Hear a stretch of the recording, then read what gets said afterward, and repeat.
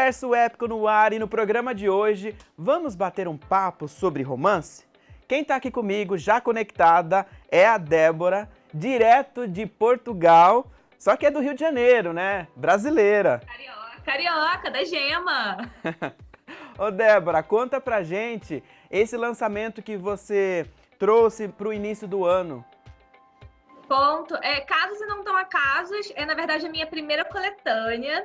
Então, foi uma experiência bem bacana, porque são 4 contos e a pessoa vai lendo e tem uma surpresa no final, porque são 4 contos e tem 4 casais diferentes, 4 histórias diferentes, só que tem um mistério aí que você só vai descobrir se você chegar até a última página. Então, ele é um conto muito curtinho, ele tá na Amazon no formato de e-book, ele também tá no Kindle Unlimited, para quem assina, né? O programa da Amazon. Ele é muito rápido, você lê assim em meia horinha, mas ele é muito gostoso e é surpreendente. E aí, é um desafio escrever contos? Eu na verdade nunca tinha escrito contos, foi minha primeira vez, eu sempre escrevi realmente romances longos, né? Mas foi divertido, porque ele veio a ideia assim muito de supetão, no meio da noite, eu dei aquele estalo e falei assim, ok, preciso escrever isso. Mas foi uma experiência muito gostosa, foi bem diferente, mas é sempre um aprendizado novo, né? E os romances, né? Os romances, ele é um mercado ali, posso dizer que tem bastante gente concorrendo, né? Com histórias. E é difícil você entrar nesse mercado tão concorrido? Sim, é bem difícil, não é fácil. Normalmente você tem que ter um público já, né? Um público mais fiel, mais fixo. Eu tinha, graças às fanfics, que eu escrevi a fanfic de Naruto, que é um anime, não sei quem conhece. Mas então eu já tinha um público através dessas fanfics antes de eu publicar o meu primeiro romance, que foi o Inesperadamente Você, em 2018. E assim, realmente tem muito autor e muito autor bom, autor estrangeiro e também nacional. Acho que a literatura brasileira está crescendo muito, tem muitas portas se abrindo e tem muita gente boa vindo aí, mas ainda tem aquele pé atrás, muita gente ainda prefere a literatura estrangeira, né? Mas eu acho que assim, a gente está quebrando essas barreiras aí. Qual que é o seu diferencial, né? Quem vai ler o seu livro, o seu romance, o que pode encontrar que é a sua marca? Eu gosto muito de escrever o gênero que eles chamam de chiclete. Eu não abordo apenas o romance entre o casal, né? O casal ali, protagonista, mas eu gosto também de abordar as situações e os problemas corriqueiros do nosso dia a dia, exatamente para que o leitor ele consiga se identificar com os meus personagens. Então a gente vai falar sobre família, a gente vai falar sobre trabalho, insegurança, medos, conquistas, sonhos. Então eu acho que é realmente uma literatura de identificação, que faz com que o leitor consiga ler e se identificar com os personagens e com as situações que ele está passando. E que, de alguma forma, ele consiga trazer reflexões para a própria vida dele. Enfim, ir atrás de sonhos, ou então cuidar dos seus medos, seus anseios, etc.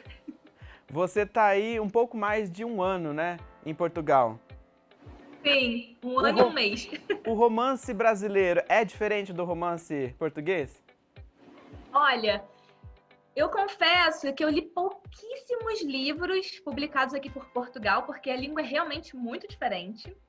Então, assim, eu acabo lendo muito mais romance realmente brasileiro, pelo Kindle e tal, ou alguns livros que eu fui trazendo também. Mas eu acho que acaba sendo... Eu não conhecia até hoje um romance português mesmo.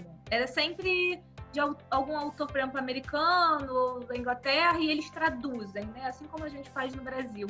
Mas eu ainda não tive a chance de conhecer, de fato, a escrita de um escritor português. Mas eu ainda vou. E aí, como é que você planeja, né, as suas histórias? Eu gosto muito de trabalhar com o que a gente chama de roteiro. Eu vou dividindo os meus capítulos e vou montando realmente um roteiro, uma estrutura ali, um esqueleto do qual assunto eu quero abordar. Eu faço toda uma ficha dos personagens. Então eu sei signo de personagem, tem data de nascimento, tem, assim, qual é o maior sonho, qual é o maior medo, as situações que ele odiou passar, as situações que ele amou passar. Então, a gente realmente faz essa ficha como se fosse realmente uma pessoa real, porque o personagem ele precisa ser o mais real e o mais crível possível, exatamente para o leitor poder identificar com ele e imaginar como se fosse realmente um amigo. Olhar para o personagem assim, pô, esse cara ou essa mulher podia ser minha amiga. Essa receita, Oi? esse tipo de trabalho que você faz, do esboço, ela evita bloqueios criativos? Olha, para mim sim, porque eu consigo de alguma forma, com a roteirização e a construção dos personagens no máximo de detalhes que eu posso, ele me ajuda a entender para onde eu tô indo, para onde aquela história tá indo. Então eu tenho ali, eu vou saber o que vai acontecer em cada capítulo. É uma forma de evitar que eu pare e fique perdida na história e não saiba mais para onde ir, ou como o meu personagem reagiria a certa cena, situação. Então quando a gente tem tudo amarradinho, eu acho que ajuda a história a fluir de uma maneira mais tranquila, assim, eu acho que evita o bloqueio também. Ô Débora, eu quero saber um obstáculo, né? Um desafio seu, uma dificuldade sua. Porque quando eu peguei a pauta, eu vi lá, a Débora tem lançamento em 2019, 2018, 2020, no começo do ano, tem mais para lançar ainda esse ano, no começo do ano que vem, né, 2021. Então, todos os anos você tem lançamento. Qual que é a sua dificuldade? Você tem alguma dificuldade? Olha, eu acho que a minha maior dificuldade é que eu só consigo escrever na parte da manhã. Então, assim, eu tento sempre tirar minha parte da manhã e focar ali na escrita. Então, eu deixo o celular de lado. É um momento da minha casa que tá mais tranquilo, tá sem barulho. Então, eu vou lá e foco na história e escrevo. Mas, assim, deu hora do almoço. Eu almocei, acabou. Pra mim, assim, o dia morreu. No sentido da escrita, né? Mas aí eu vou focar em outras coisas. No meu outro trabalho, casa, estudos. Mas a minha dificuldade é um pouco essa de horário, porque eu acabo ficando um pouco limitada. Então, às vezes, se eu conseguisse escrever em outros horários, talvez eu terminasse histórias até mais rápido. Mas aí, por conta disso, demora um pouquinho mais, porque eu realmente só consigo escrever na parte da manhã. É um momento que eu tô me sentindo mais conectada com a história. É um momento que eu tô mais tranquila, num ambiente mais calmo, mais, né, sem barulho. Mas hoje eu tenho 11 livros escritos. É muita coisa. É muita coisa. Então, assim, é bom que eu tenho muita coisa que tá engavetada. Então, se em algum momento eu tiver um bloqueio e não conseguir escrever, sem história, os meus leitores não vão ficar. Porque tem conteúdo para publicar, assim, dá para publicar um por ano, pelo menos, bem tranquilamente. E me explica, né? Como é que você faz para divulgar o seu trabalho, já que você está em Portugal e o seu público está aqui no Brasil, né? Você escreve para nós brasileiros, mas e aí, como é que você faz? Eu sei que existe a internet, mas o contato, visitar um festival, esse momento não está tendo festival por conta da pandemia, mas como é que você fazia antes da pandemia?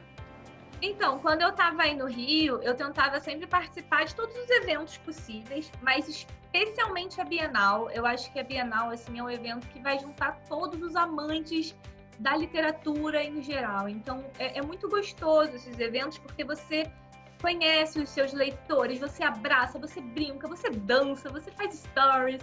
Então, assim, é um momento muito gostoso de você estar ali com as pessoas, né, que, poxa, tiraram um tempinho dos dias delas para ler suas histórias e gostaram, então ele te parabenizando, enfim, é um momento de muita alegria. Então eu sempre tento participar desses eventos.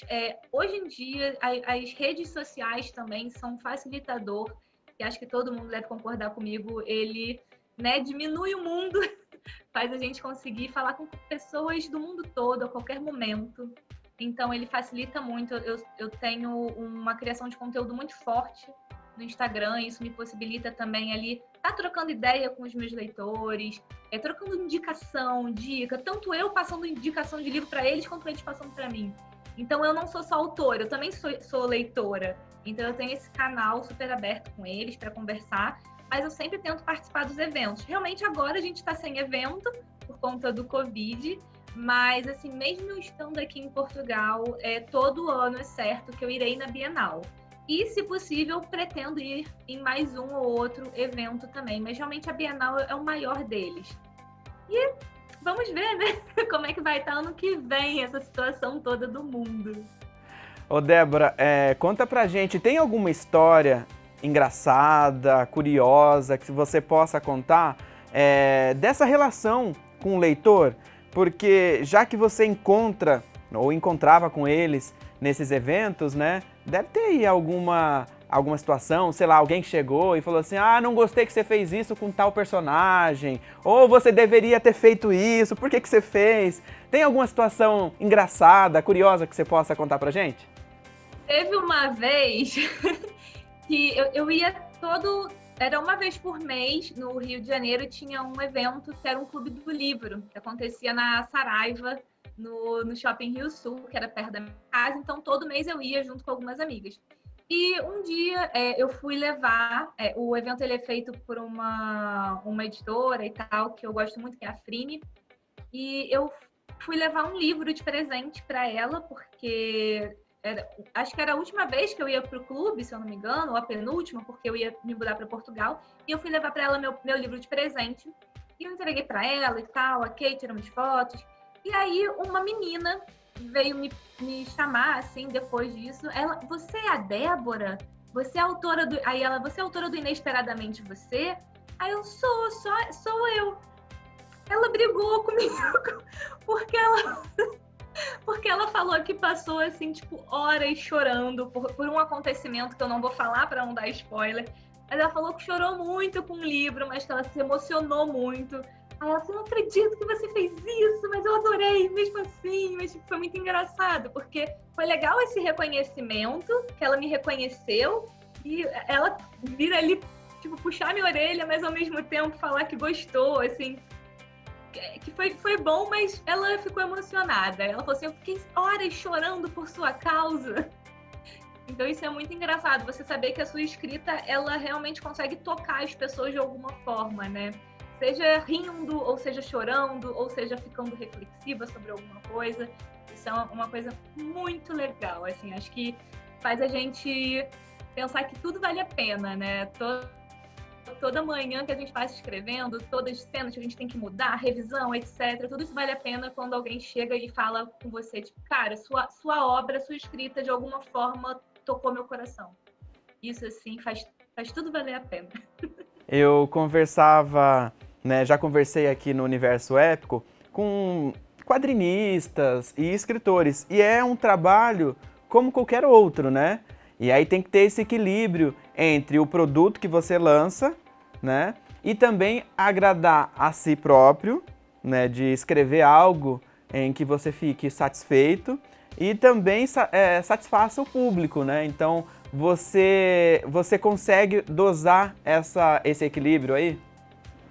Nem sempre tenta, mas assim, eu posso dizer com toda certeza que eu consigo isso também, porque eu tenho uma equipe que me ajuda muito. Eu sou agenciada pela Increase, né, que é uma agência literária aí do Brasil, e as meninas, né, elas me ajudam muito, elas fazem o coach do livro comigo, quando elas percebem que tem alguma coisa que pode ser melhor ou tem que ser ajustada, então elas me dão esses toques, elas me ajudam. Então, assim, quando você tem essas pessoas que conhecem o mercado, conhecem a sua escrita e estão ali para te ajudar, e estão ali lendo o seu livro, te acompanhando e te ajudando, né, realmente no passo a passo, eu acho que faz toda a diferença. Então, assim, eu consigo passar um pouco de mim, mas eu também consigo fazer um trabalho que eu acredito ser bem feito, porque eu tenho esse feedback dessas mulheres incríveis que estão ali me apoiando e me ajudando no dia a dia. E nas suas histórias, né, você trata algum tema que dê para os leitores refletirem, ou você traz somente entretenimento? Ou você traz temas importantes, atuais? Como é que você faz aí essa divisão? Em cada livro tem uma proposta um pouco diferente. Então, por exemplo, Inesperadamente Você, eu trago um tema um pouco sensível, que é... Eu esqueci agora a palavra, mas, por exemplo, quando a pessoa está em coma, se você vai dar um fim à vida dela ou não. Eu esqueci agora a palavra. Eutanásia. Desculpa. Não. Eutanásia. Isso. Então a gente aborda um pouco esse assunto, mas já em De Repente Nós Dois é mais um entretenimento mesmo. Mas eu tenho livros que falam sobre relacionamento abusivo, só que ele ainda não foi lançado. Eu tenho livros que falam sobre certos problemas de família. Tem um que aborda um pouco até do estupro, mas ele também não foi lançado ainda. Então, assim, cada livro tem o seu propósito. Eu tenho livros que são focados no entretenimento, aquela bem sessão da tarde, comédia romântica, para ler naquela tarde de domingo, mas eu também tenho livros que é para você sentar e pensar. Então, assim, depende muito de cada obra, mas eu sempre tento trazer um pouco dos dois. E o que vem por aí? Então, o que vem por aí, esse ano ainda, a gente vai lançar A Invenção de Nós Dois. Ele é o spin-off de Repente Nós Dois, foi o livro que eu publiquei independente no ano passado, em 2019. Ele já tem uma linguagem muito focada em pessoas que gostam de livros, então tem muita referência, muita cena divertida, é um enredo mais engraçado e mais gostosinho. Ele vai falar sobre um namoro de mentira, uma pessoa que tem que esconder os seus sentimentos pela melhor amiga, então é uma coisa mais comédia romântica mesmo, bem divertida, leve. E no ano que vem, que eu tô bem animada, eu vou lançar A Conquista do Conde, que é o meu primeiro romance de época. Eu acho que ele tem esse diferencial porque ele é um romance de época que se passa no Brasil. Hoje em dia você não encontra com muita facilidade romances de época que se passam no Brasil, porque as grandes autoras acabam sendo americanas, inglesas, etc. Mas ele vai se passar no Brasil no ano mais ou menos de 1830. Então, ali no século XIX, eu tô bem animada com esse livro também. Ele vai ser Teve muita pesquisa. Oi? Teve muita pesquisa. Muita pesquisa. E além de pesquisa, análise crítica, leitura sensível, tudo isso através da Increase e de outras pessoas que a gente contratou para que, enfim, o livro fosse o mais redondo possível, o mais correto possível. Ô Débora, quando você fala, é uma história de época, um romance de época, como é que você, claro, pela descrição, mas você tem que ser muito detalhista, né, para poder imprimir, né, essa visão, né, para o público, o leitor, ele visualizar, porque é diferente de, eu vou assistir uma novela de época, você vê, né, os adereços, tudo que compõe o ano, né, a época que a história está sendo contada, né? O livro, pelo que eu entendo e vejo, para você imprimir essa questão de época, é um trabalho, acho que maior, não é? Sim, não, com certeza, porque requer muita pesquisa de roupas, costumes, modo de falar, enfim, foi realmente muita pesquisa, fez uma leitura sensível também. Foi muita pesquisa mesmo, exatamente para que a gente conseguisse fazer com que o leitor conseguisse imaginar que ele estava no século XIX no Brasil. Então, assim, eu normalmente, meus livros são escritos sempre em primeira pessoa, porque eu me sinto mais confortável. Acredito também que é uma maneira de você se ligar mais profundamente com o leitor. Já no romance de época, ele foi uma novidade muito grande para mim, porque eu escrevi em terceira pessoa. Então, além de eu ser o meu primeiro romance de época, foi a primeira vez na minha vida que eu escrevi em terceira pessoa, exatamente para tentar dar mais detalhes ao redor. Então, aos lugares, às vestimentas, forma de falar, enfim, os costumes da época. Então, foi realmente um trabalho que deu trabalho. Mas eu acho que valeu a pena, eu tô muito animada, eu acho que o pessoal vai gostar. Ele tem uma vibe, assim, da Julia Quinn, que é uma das minhas autoras de romance de época favoritas. Então eu tô na expectativa aqui. Ô Débora, vamos fazer o seguinte, vamos contar pro pessoal de casa, né, como é que faz para acompanhar o seu trabalho? Com certeza. Pode me acompanhar pelo Instagram, que é o @DéboraStrogo, é o meu nome. Você também pode me acompanhar pelo meu site, que é deborastrogo.com. Ou você pode sempre, se quiser, né, pegar meus livros, seja físico ou seja no e-book ou no Kindle Unlimited, todos eles estão na Amazon.